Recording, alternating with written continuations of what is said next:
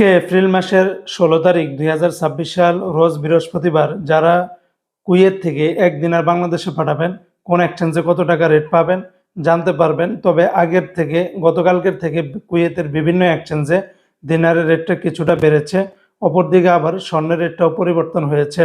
প্রতিদিনকার আপডেটগুলি পেতে আমাকে ফলো বা সাবস্ক্রাইব করে রাখতে পারেন। মনে রাখবেন রেটটা যে কোনো সময় পরিবর্তন হতে পারে। তো বন্ধুরা, আজকে যারা কুয়েত থেকে 24 ক্যারেটের প্রতি গ্রাম স্বর্ণ ক্রয় করবেন 48 দিনার 260 পয়সা, 22 ক্যারেটের প্রতি গ্রাম 44 দিনার 260 পয়সা।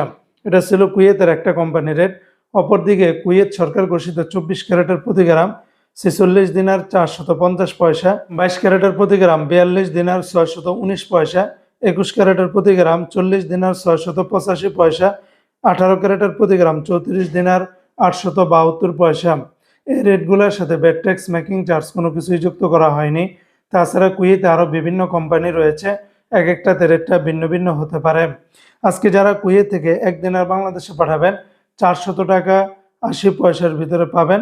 তবে সকল এক্সচেঞ্জগুলোতে একরকম রেট পাবেন না।